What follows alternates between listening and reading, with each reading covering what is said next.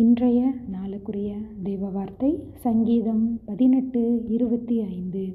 தயவுள்ளவனுக்கு நீர் தயவுள்ளவர்.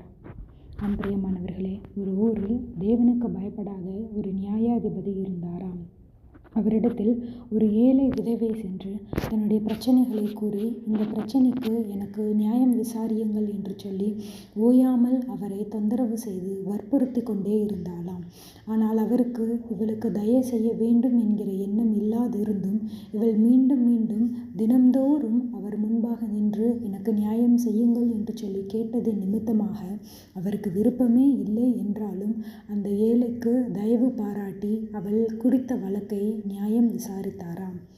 பிரியமானவர்களே, இந்த உலகத்தில் அநேக காரியங்களை பெரிய பெரிய தவறுகளை செய்தும் தன்னுடைய நிலைமையை நினைத்து நான் தவறு செய்யவில்லை என்று மற்றவர்களை மிகவும் சாதாரணமாக மிகவும் எளிமையாக குற்றம் சாட்டி விடுகிறார்கள். ஆனால் நம்மளுடைய கர்த்தரோ தயவுள்ளவனுக்கு தயவுள்ளவராய் இருக்கிறார். நீங்கள் மற்றவர்களின் குற்றங்களை மன்னிக்கும் பொழுது நிச்சயமாக உங்களுடைய குற்றங்களையும் கர்த்தர் மன்னிக்கிறவராய் இருக்கிறார்.